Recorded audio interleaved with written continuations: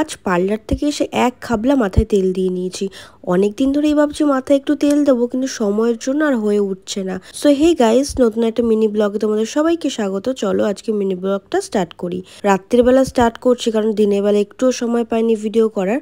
আর রাতের খাবারের জন্য এখানে ডাল সিদ্ধ করছি পেঁয়াজ আর লঙ্কা দিয়ে। এটা ভীষণ ভালো লাগে সেদ্ধটা। তোমরাও এভাবে ফোড়ন ছাড়া ডালটা একবার ট্রাই করতে পারো। এখানে মাংস বাবা ধুয়ে ম্যারিনেট করে রেখে দিয়েছে আর আমি কষিয়ে নিচ্ছি। আর বাটি ধোয়া জল তো ম্যান্ডেটরি, নাহলে রান্নাটা ভালোই হবে না। তোমরা কারা কারা বাটি ধুয়ে জল দাও অবশ্যই আমাকে কমেন্টে জানিও। চিকেনটা একটু কষা কষাই বানাবো। আগের দিন যে চিলি চিকেন করেছিলাম তারই কিছু হারালা পিস ফ্রিজে ছিল, সেটাই কষিয়ে নিচ্ছি। কালকে যেহেতু মঙ্গলবার, আমি তো নিরামিষ খাবো, এগুলো কিছুই খাবো না, তাই জন্য মা বললো আজকে রাতে চিকেনটা বানিয়ে নিতে। কথা বলতে বলতে করে আমার চিকেনটাও রেডি হয়ে গেছে।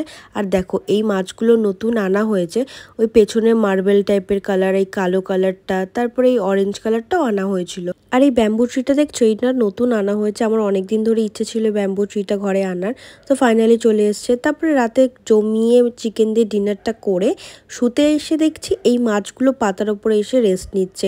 ওরা এইভাবেই রেস্ট নেয় জানো তো, আর এইভাবেই ঘুমায়। আর কালারগুলো দেখেছো কি সুন্দর, তাই না?